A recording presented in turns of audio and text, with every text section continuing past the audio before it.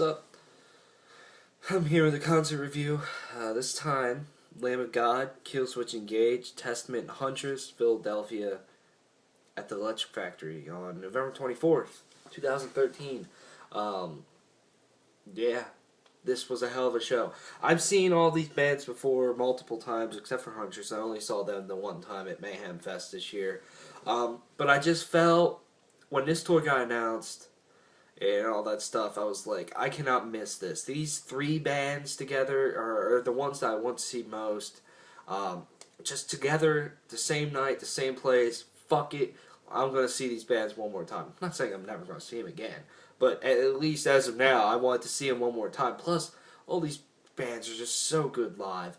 And so this was a tour that I just felt I could not miss, and I'm really glad that I did end up going to it. I'm going to start with Huntress. Fuck. I don't know how to really feel about this band. I feel there's two things that hold them back, and one is their guitar tone. Their guitar tone has nothing to it. It has no balls to it. It has no attack. It is so dry and bare bones. And to me, if they had a much thicker guitar tone, their grooves would be that much better, because sometimes they have some cool riffs and some cool grooves.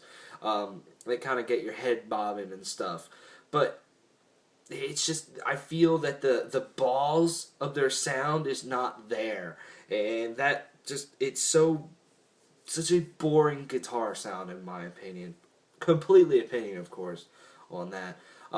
However, their one newer guitar player, I forget his name, he used to be in a band called Thunderfist, and they were from Lancaster, and my band ended up playing their last show with them. We opened for them, and they were a hell of a band. It was sad to see them go. They were very very old school, very Judas Priest like and stuff, and they just jammed. And this guy, I'm really glad that he moved on and joined a band and is able to tour and all that stuff, because he is a great guitar player, and that was cool. Yeah, he's the one with the beard and the longer hair, rocks the Les Pauls and stuff. I forget his name. I'll put his name in the description when I find out. I apologize. But and then the other thing is, I don't like their vocalist. I just find her annoying. I don't know. It's just, I don't like her stage presence. I don't feel it when she sings at all. And to me, she really shouldn't scream at all. To me, her screams just sound so awful. I don't know a better way to put that in my mind. I mean, when she sings, it can be alright. But when she screams, it's just, you just want to clog your ears like this. I don't know. That's just me. I just feel this band has a lot more potential, but she kind of holds them back. That's just my opinion on them. They were okay, Huntress. Next was Testament. Testament, Lamb of God, and Killswitch Engage. This is my fourth time seeing them all. And holy shit, Testament, they slayed. Their first two songs, they sounded like nutsack, though. I don't know what it is about their mix. It's just, there is way too much reverb on Chuck Billy's vocals at all times, to where it's almost hard to understand what he's saying. And then sometimes they're just way too fucking loud. And I go to a lot of shows, and sometimes you're just too loud to where it's very hard to pick out what the fuck is happening. And that's what kind of happened their first 2 or 3 songs. And then their sound got a lot better. The reverb was still there on Chuck Billy's vocals, but they got the guitars a lot better tuned in. And I mean, they ended up being really, really good. I thoroughly enjoyed them. And also, this is just such a little annoyance in me as a guitar player, but Eric Peterson needs to finish playing a riff when he plays live. I'm sorry. If you watch him, he'll be playing, and then he'll just slide down the neck of the guitar. every fucking riff, every solo he does, every single time. He never finishes anything. And it really bugs the shit out of me. It just kind of sounds bad. I don't know. It's kind of a little tiny nitpicky thing that's always bothered me about them. But other than that, they were really good. I love their set list. They played More Than Meets the Eye. They opened up with Rise Up. They played Native Blood, and that was it for their newer songs. Everything else was old stuff, and they only played stuff off of the Legacy and the New Order. Off of the New Order, they played the title track, Disciples of the Watch, The Preacher, Into the Pit, and then they ended with Over the Wall. So, I mean, they killed it after a while, and I love seeing Testament live, even though there's a couple things that just bother me about them, but it's just a feeling that they give you, you just want to go nuts and jump in the pit, and just, it's so heavy, it's so fast, it's so just old school, and it's great. And Chuck Billy is just a beast live. I mean, when you can actually pick it out what he's saying. He sounds really good, but they just need to knock the reverb down on his vocals, in my mind, when he sings. But yeah, Testament rocked, and you could tell that they really are doing this tour to open themselves to a whole new demographic of metal fans. Because there was a lot of people into them, but not as much as I feel that there should have been. But yeah, that was just me. Next was Killswitch Engage. Killswitch Engage is one of my favorite live bands of all time. They are so flawless every time that they play, and I just couldn't pass up seeing them one more time. And I'm so glad I did. They killed it. They were so good. To me, they were better than Lamb of God and Testament. They were my favorite band of the night. They played 3 new songs, and they played Turning Point, Always, and In Due Time off of the new album. And the rest, they opened up with A Bid Farewell, Rose of Sharon, My Curse, The End of Heartache. This is Absolution, which was awesome to hear. And they played a song called, I hope I got this right, In the Unblind. They played it after they played Always in their set list. I don't know that song. I don't know where it came from. I'm not sure if it's from their very, very first album with Jesse Leach. I've never really listened to that album, to be honest with you. And so I don't know that song. I'm going to have to check that out.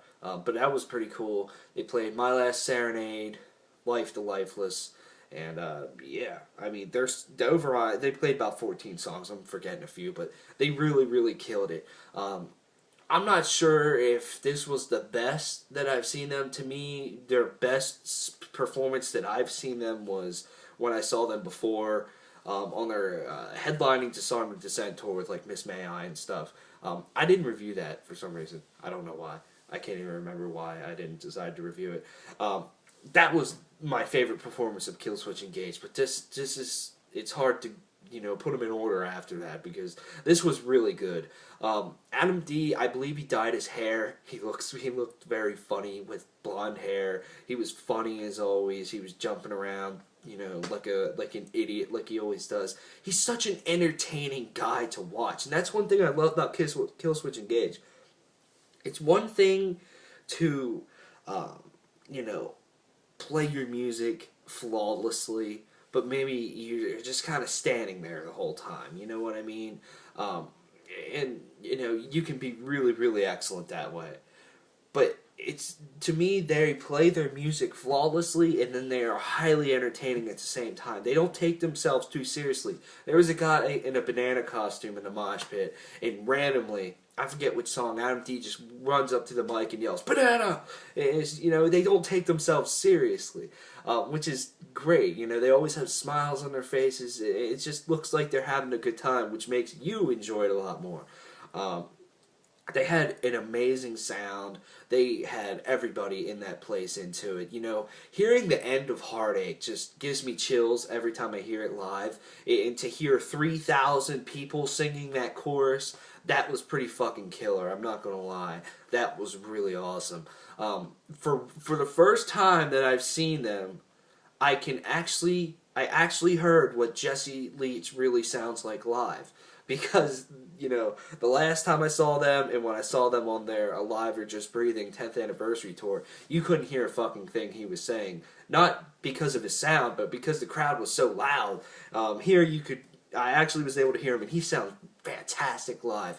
And to me, hearing him sing songs from Howard Jones and stuff, and finally able to really, really hear what he's saying, he does those songs that Howard Jones sang on so much justice. He really does. He hits the right notes, the right pitches.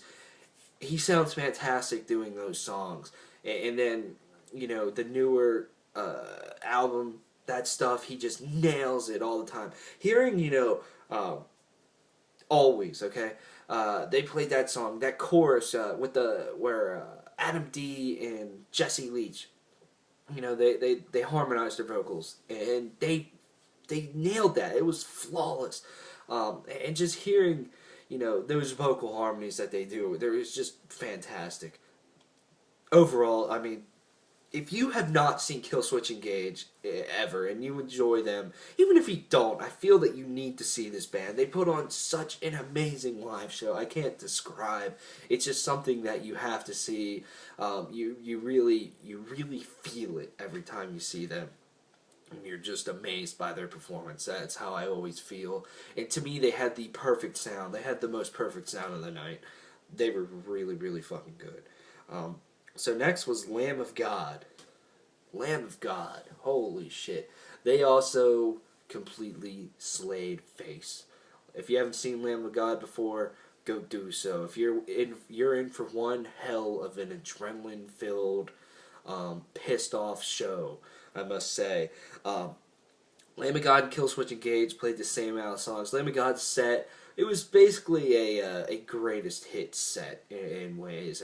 Desolation, Ghost Walking, Laid to Rest. They played 3 songs off of As Palaces Burn, which was cool. Vigil, 11th Hour, Ruin, Redneck, Set to Fail.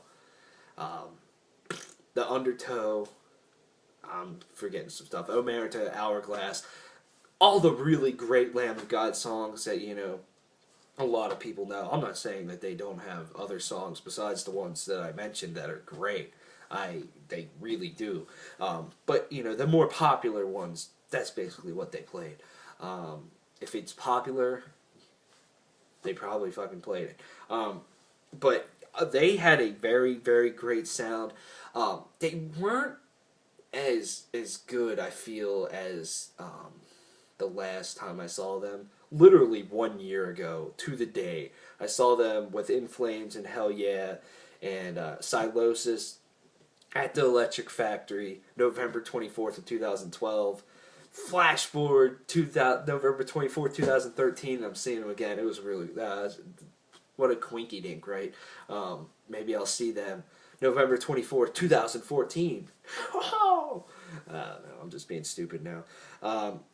Randy Blythe is a beast live. He really is. And I like his, some of his speeches in between songs and stuff. I really like when they play Now You Got Something to Die For, and they kind of honor the veterans and all the men and women in the United States Armed Forces and stuff. It's always, it's cool. It's very, touching and stuff. And later in the set, when he was like, he does they were doing the typical headliner stuff, give it up for all the opening bands. It was the funniest, most drawn out, longest shout outs to opening bands I've ever seen in my life. Basically, Randy Blythe kept walking back and forth. Chris Adler on the drums was playing some little beat, and Randy Blythe would give some big speech about the band and all that stuff. He was like, when he was doing Killswitch Engage, he's like, their singer is really weird, but they are the nicest dudes. And he said a whole bunch of other stuff, and then, then the crowd would go, woo! And speaking of woo, they had some guy that just goes, woo, as some footage or something. And speaking of the footage, they had 2 big screens that they play footage of. I guess pertaining to the content of the songs. And I'm not gonna lie, some of it was very disturbing to watch. It was very just strange, women that looked like they were about to get raped, buildings blowing up, dead bodies. It was just sometimes very disturbing, but it was really cool. Their intro was just a bunch of buildings blowing up. Yeah, that was really interesting. And then they have cameras set up on the stage, and they'll flash back and forth to them all, jamming on stage. I really enjoyed the one of Chris Adler, because I love watching him play drums. He's one of the best drummers of all time, if you ask me. He's just phenomenal to watch. He's entertaining. How he just, kind of bounces when he plays. It's kind of funny. But his beats are just out of this world. Sick as fuck, dude. But overall, Lamb of God really destroyed. Mark Martin and Willie Adler, they slayed. They had their bassist John. I forget his last name. I know his first name's John. He looks like Saruman from Lord of the Rings. He was not able to make it because of a family emergency, so they had someone filling in for him. I forget his name. I will put it in the description, but he was in bands, Devil Driver. I heard him mention stuff like that. And he did a great job. Also, Testament had a fill-in bassist, and he looked so fucking familiar, but I cannot put my finger on his name either. Once again, down in the description. So I apologize for that. He just looked so familiar. I just could not pick out what band that he was in. So yeah. This show was great. I think, as I'm putting this up now, it's the last date of the tour or something. I know mine was like the third to last or something. I don't know. But if you went to this tour, let me know. Let me know your experience with it. If you've seen any of these other bands, let me know your experience with them. And thanks for watching. Thanks for subscribing. We really appreciate it all. Like I always say, there's so much coming up. It's not even fucking funny. Not enough time, man. See you around.